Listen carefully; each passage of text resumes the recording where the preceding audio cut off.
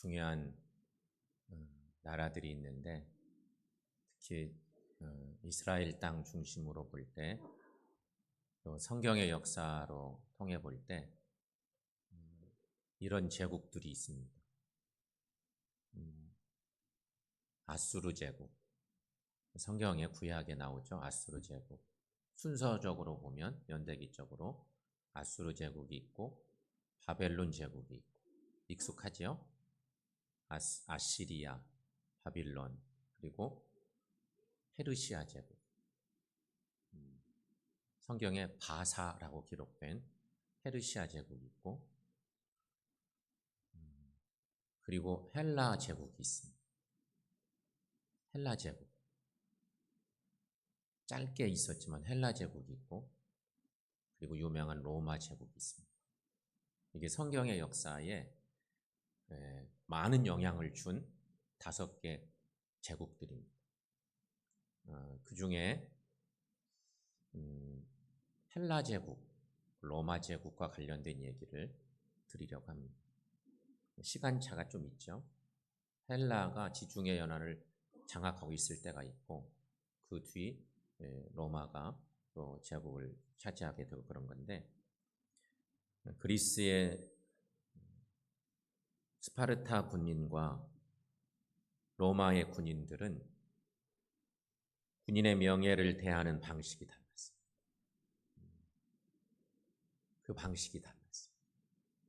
여러분, 스파르타 군인 많이 들었죠? 스파르타식 교육, 뭐 이런 거 많이 듣지 않았습니까? 지도 올려볼래요?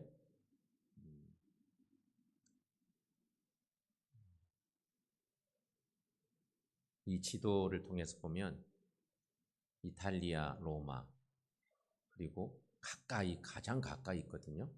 그리스라고 하는 나라가 보이죠? 그리스를 중심으로 헬라 제국이 형성됩니다. 유명한 알렉산더 대왕 얘기가 헬라 제국 얘기입니다. 그리고 이탈리아를 중심으로 한 로마 제국이 있습니다.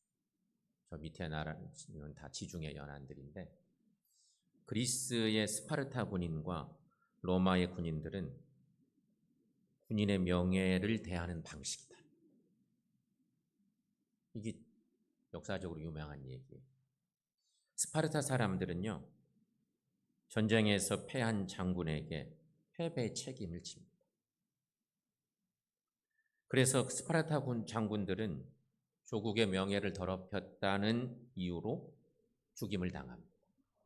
아니, 전쟁에 나가서 전쟁을 치른 것도 대단한 일인데, 그 전쟁에서 패하게 되면 그 책임을 지고 최고의 장수들이 죽습니다. 조금만 깎아주세요. 너무 높이지 마. 그러다 보니 스파르타에는 더 이상 나라를 지킬 장수가 없습니다. 강력한 나라였는데 누가 나가서 전쟁을 하려고 하겠어요? 전쟁에서 패하면 죽음을 맞이합니다. 그러다 보니까 그 역사가 오래가지 못합니다. 물론 그리스, 헬라 제국의 전체가 스파르타는 아닌데, 스파르타는 작은 도시 국가거든요. 그리스, 헬라 제국에 포함돼요. 근데 이렇게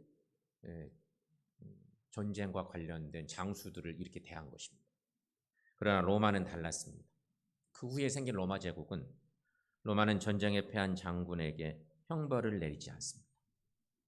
오히려 패배라는 수치심으로 이미 고통당하고 있으니 더 이상 고통을 줄 필요가 없다고 생각했습니다. 다시 기회가 주어지면 분명 명예회복의 기회로 삼기 위해서 더 힘을 낼 것이라고 생각했고, 패배의 경험이 전투에 큰 도움이 될 것이라고 믿었습니다. 그 결과 로마는 스파르타처럼 강한 민족으로 성장하지는 않았지만 가장 오랜 역사의 대제국이 됩니다. 스파르타 사람들은요, 장수의 명예를 죽음과 맞바꾼 것입니다. 하지만 로마는 장수의 명예를 수치심과 막 교환합니다. 그게 다른 거죠. 후일의 역사는 스파르타의 죽음이 아니라 로마의 수치심에 손을 들어줍니다. 그래서 로마가 가장 긴 제국의 역사를 갖습니다. 세계사에서. 로마 제국은 2500년 정도의 역사를 갖습니다. 뿌리부터 시작한 긴 역사를 잘. 오늘은 말씀을 들으면서 스파르타 군인들, 로마 군인들, 이들을 어떻게 그 나라가 대했는지 이것과 관계된 것을 좀 염두에 두고 말씀을 들어보면 좋겠다 싶습니다.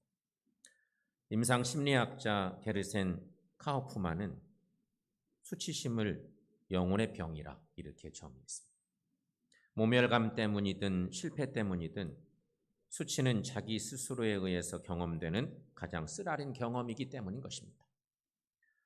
수치는 내면에서 느끼는 깊은 상처입니다. 수치는 결국 한 사람의 삶을 완전히 고립시킵니다. 수치는 그래서 무서운 병입니다. 그렇다면 여러분, 이제 중요한 건 우리가 다 수치심을 갖고 있어요. 그것이 육적인 것이든 영적인 것이든 사람들 앞에서건 하나님 앞에서건 우리가 다 수치심들을 가지고 있어요. 그거 어떻게 극복할 것인지 이 부분을 생각해 보는 것입니다. 자, 그러면 이 수치를 넘어 행복한 삶을 살려면 과연 어떻게 해야 될까? 이것이 오늘 말씀의 방향성이기도 한데요. 오늘 본문의 말씀에 의지해서 이걸 찾아보려고 하는 것입니다. 누구나 다 깊은 마음의 수치심이 있는데 이거 어떻게 해결할까? 첫째는 하나님 앞에 있는 모습을 그대로 내놓는 것입니다. 그 첫 번째 방법입니다. 수치는 언제 일어날까요? 수치심이 언제 생길까요?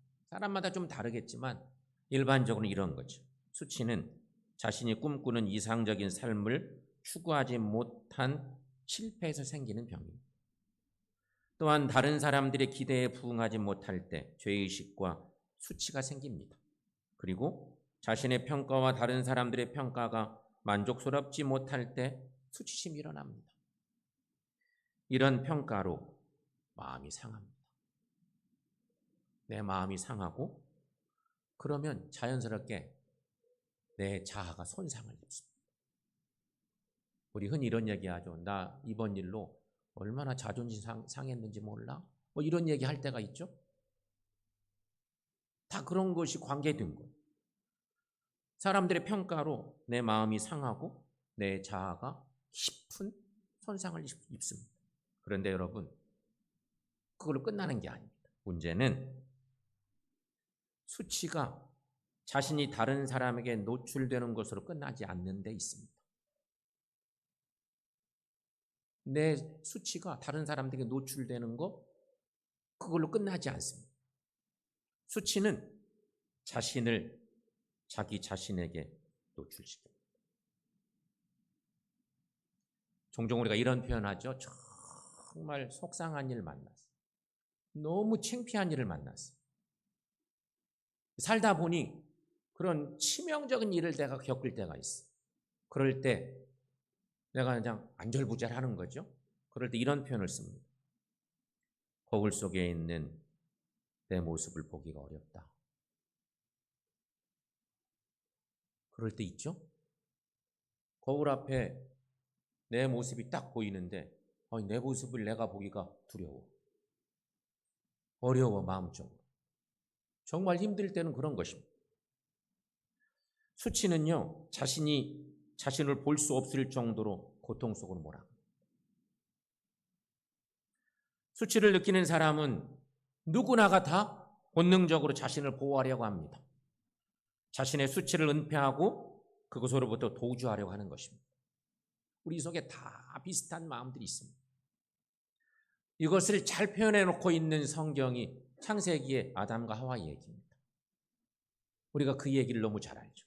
아담과 하와가 하나님께 죄를 짓고 가장 먼저 한 행동이 있습니다. 에덴 동산 만들어 주시고 하나님이 아담과 하와를 창조하셔서 그 천국을 맛보며 살게 해주셨어요.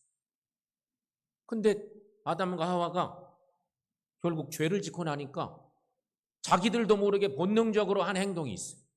창세기 3장 7절의 말씀입니다. 자, 여러분 거기 말씀 한번 읽어보겠습니다. 벗은 줄을 알고 무화과 나무 잎을 엮어 치마로 삼았더라. 아멘. 이게 1차적으로 한 일이었습니다. 그리고 자연스럽게 또 하나의 행동이 나타납니다. 두 번째로 한 일은요.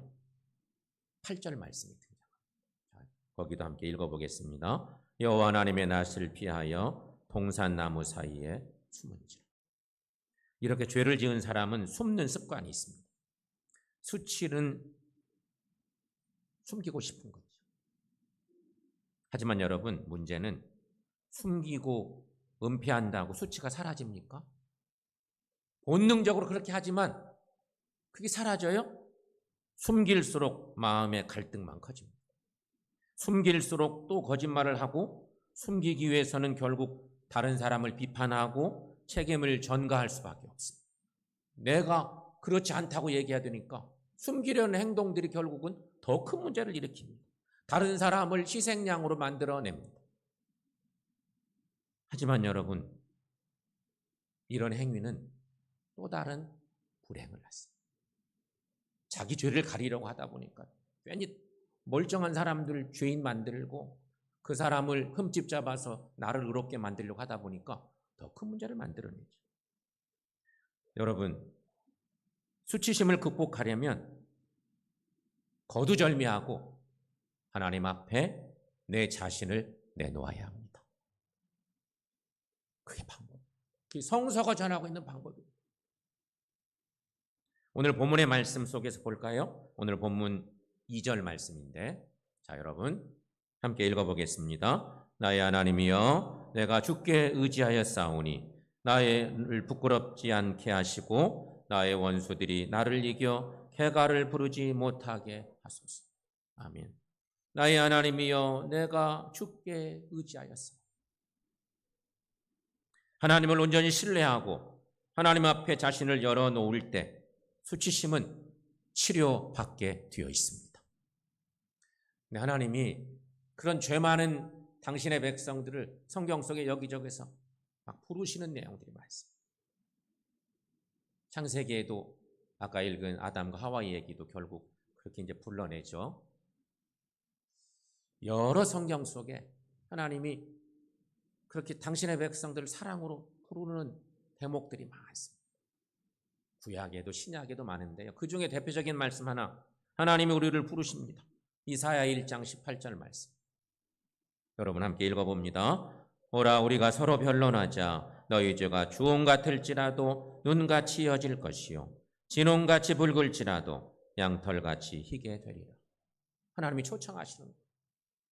오라 우리가 얘기 나누자. 걱정 말고 나오라.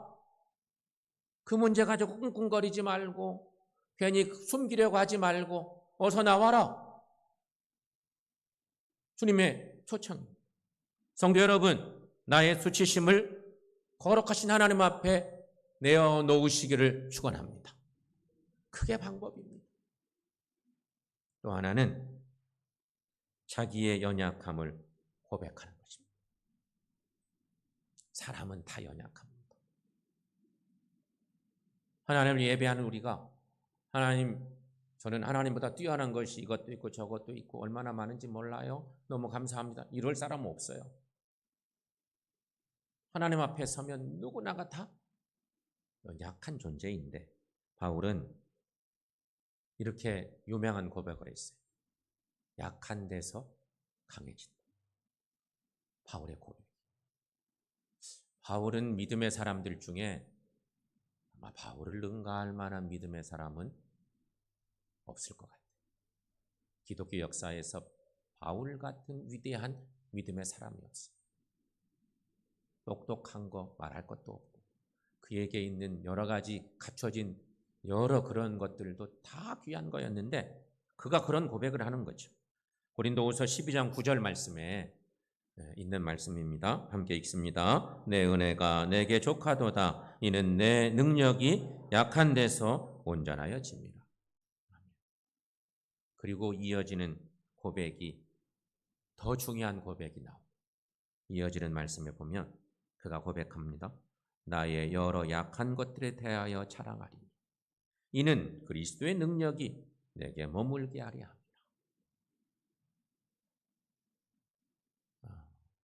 그러니까 하나님 앞에 나를 내려놓는 것이 1차 필요하고요. 주님께 내려놓는 순간 우리가 할 일은 자기의 연약함을 고백하는 것입니다. 예수님의 부활은 십자가의 죽음이 있었기 때문에 가능한 것이었습니다. 주님의 죽으심이 있으셔서 부활의 영광이 있었던 거죠. 그런데 인간의 죽음은 인간이 어디까지 약할 수 있는지를 보여주는 중요한 일입니다. 자신의 약함을 발견하고 자신의 연약함을 깨달아야 새롭게 시작할 수 있는 거죠. 그렇다면 여러분, 왜 수치심은 인간의 약함을 고백할 때 극복할 수 있는 것일까요? 수치의 중심에는 자기를 사랑하는 마음이 있습니다. 다 똑같습니다. 수치의 중심에는 자기 애가 있어요. 자기를 사랑하는 마음.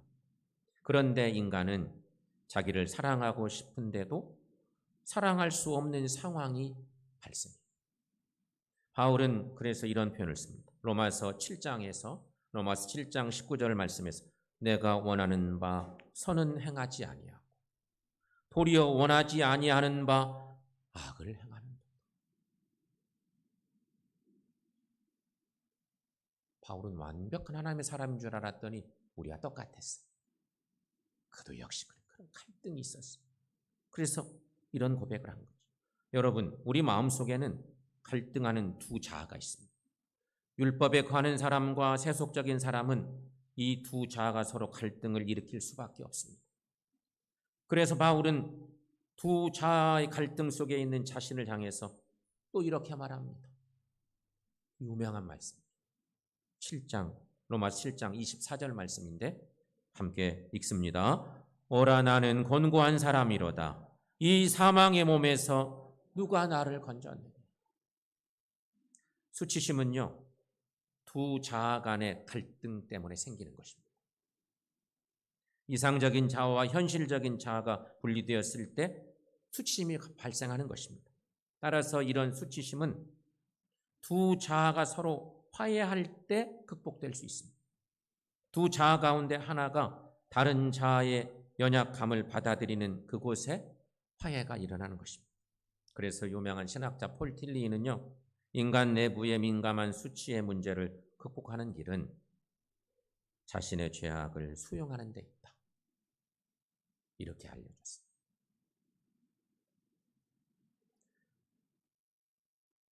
우리 마음의 민감한 수치의 문제를 극복하는 길, 그것은 자신의 죄악을 수용하는 데 있다는 것입니다. 시편 25편 오늘 본문 말씀 넘어서 조금 뒤로 가면 11절 말씀에 저런 말씀이 있어요. 함께 읽어보겠습니다. 여호와여 나의 죄악이 크오니 주의 이름으로 말미암아 사하소서.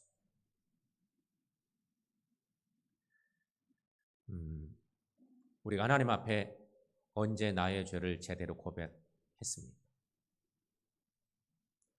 내 안에 있는 수치심, 영적인 수치심 문제를 해결하려고 어떻게 하나님께 직구하셨습니까? 골고다 언덕에 3개의 십자가가 있었습니다. 예수님과 함께 십자가에 달린 두 행악자가 함께 있었어요. 그 중에 한 행악자가 예수님께 부탁합니다. 인생의 마지막 숨을 다하는 그 시간, 다 문제가 있어서 다 십자가에 달렸는데 그때 한 행악자가 주님께 부탁합니다. 예수여, 당신의 나라에 임하실 때에 나를 기억하소서. 진짜 마음을 담은 주님께 드리는 그런 회개 기도, 그런 거였습니다. 이때 예수님께서 감사하게도 십자가에 달린 그 행악자의 전 존재를 받아주십니다. 주님이 말씀하십니다. 오늘 내가 나와 함께 낙원에 있으리라. 사랑하는 여러분, 우리들도 하나님의 은혜 안에서 나의 연약함을 솔직하게 고백하십시다. 수치심을 극복하는 길은 바로 그것입니다. 주님께 내 모습을 온전히 내려놓고 주님을 만나는 순간 온전히 나를 고백하는 것입니다. 나의 연약함을 고백하는 것이죠. 그래서 수치심을 극복하고 주님이 원하시는 행복한 믿음의 삶을 사시기를 축원합니다. 그렇다면 이제 여기서 한 발 더 나가야 되는 셋째는요, 겸손히 진리의 길을 찾는 데 있다는 것입니다. 시편 1편은 행복의 지름길을 제시하는 유명한 본문의 말씀입니다. 시편 1편은 시편 전체의 서두이기도 하고 시편을 어떻게 읽어야 될지 보여주는 가늠자이기도 합니다. 너무 소중한 말씀이죠. 시편 기자는 행복한 사람은 어떤 사람인지 이렇게 정의합니다. 시편 1편 2절 말씀인데요. 함께 읽습니다. 오직 여호와의 율법을 즐거워하여 그의 율법을 주야로 묵상하는도다. 아멘. 여기서 우리가 생각해 볼 것이 있습니다. 진리는 사람을 행복하게 합니다. 진리가 사람을 복되게 한다는 거예요. 그런데 여러분, 하나님의 말씀은 영원한 진리이십니다. 그 진리를 쫓아 사는 사람들에게 생명이 있습니다. 하지만 여러분, 수치심은 사람을 불행하게 합니다. 나만 아는 문제인데 그러면 안 됩니다. 주님께 내려놓고 주님께 온전히 고하고 그리고 주님이 보여주신 진리의 길을 가는 것입니다. 진리는 사람을 행복하게 하는데 수치심은 사람을 불행하게 합니다. 수치심은 삶을 무기력함과 허무에 빠지게 만듭니다. 더 나아가 수치심은 정신적 우울에서 육체적 병으로 진화될 수 있습니다. 그리고 마침내 삶이 피폐해지고 맙니다. 수치심의 중심에는 정서적 결핍이 놓여 있는 것입니다. 이는 아무리 물을 마셔도 갈증이 해소되지 않는 것과 같다고 표현할 수 있습니다. 이런 사람들은요, 다른 사람들에게 달라붙고 지나친 요구를 하고 끊임없이 실망하고 삽니다. 이런 사람들은 끊임없이 요구하고 갈망하지만 이들의 요구는 어떤 방법으로도 채울 수 없습니다. 수치가 영혼의 병이라고 할 수 있는 것은 자기도 모르게 서서히 생명력을 잃어버리기 때문인 것입니다. 수치는 자신이 의식하지 못한 채 결국 영적 고갈에 빠지게 하는 거죠. 그러니까 수치심이 이거 해결하지 않으면 얼마나 많은 문제를 야기할지 우리가 채 헤아릴 수 없을 정도로 많다는 거죠. 그런데 여러분, 영적 고갈에 빠지게 되면 자존감을 채워주는 어떤 자양분도 받아들일 수 없는 상태입니다.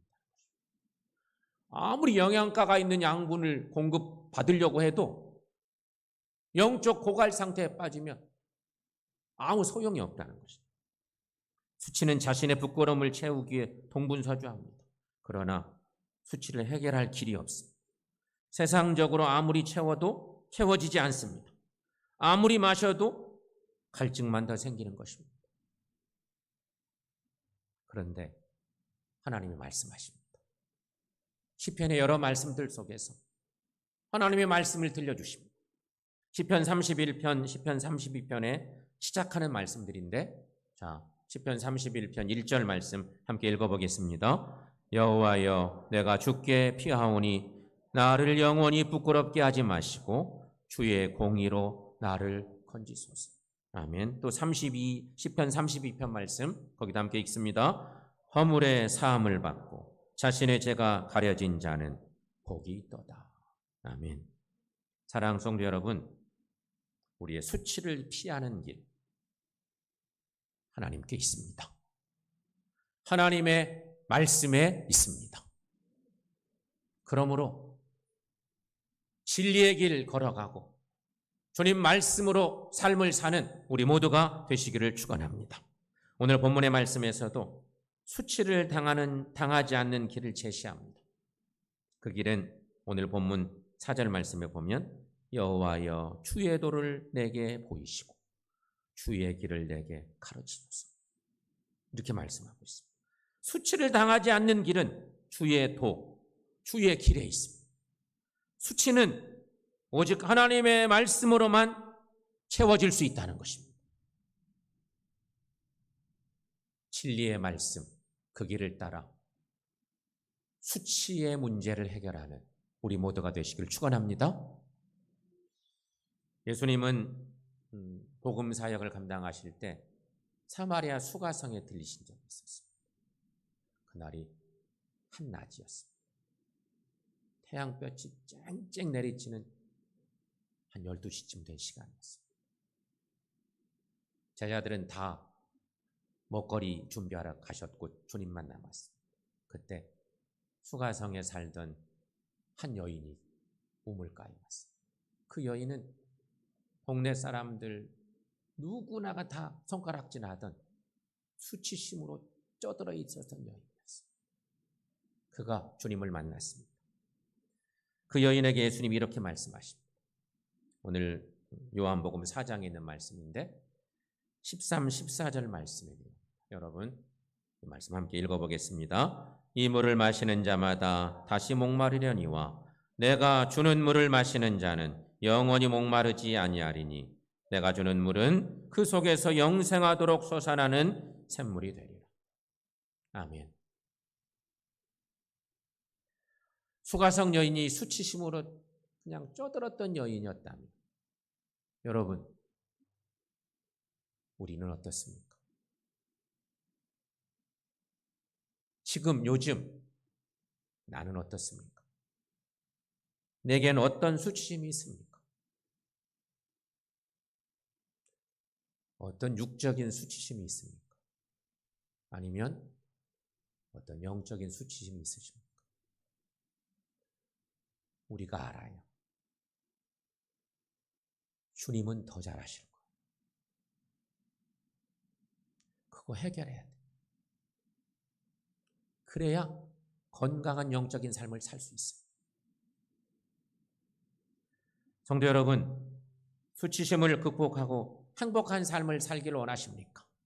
그렇다면 오늘 말씀 그 속에 그 답이 있습니다. 첫째는 하나님 앞에 내 모습을 그대로 내려놓으십시오. 이게 첫 번째 방법입니다. 두 번째는 하나님 앞에 나의 연약함을 고백하는 것입니다. 나의 죄됨을 고백하는 것입니다. 그리고 세 번째, 겸손히 진리의 길을 걷는 것입니다. 하나님 앞에 나를 고백하는 순간 주님 어떻게 살까요? 성경 말씀에 그 길이 있다. 우리에게 이렇게 알려주시면 그 말씀 속에서 하나님 앞에서 하나님 말씀 앞에서 주님이 제시해 준 그 말씀을 붙들고 삶을 살아가는 것입니다. 우리 모두에게 수치심이 있어요. 육적인 것이든 영적인 것이든 그걸 내려놓으래요. 고백하래요. 그리고 하나님 말씀, 그 진리의 말씀을 붙들고 그 길을 가래요. 여러분 이렇게 사셔서 우리의 문제 해결받고 지금보다 더 행복한 믿음의 길 살아가는 저 여러분들 다 되시기를 축원합니다.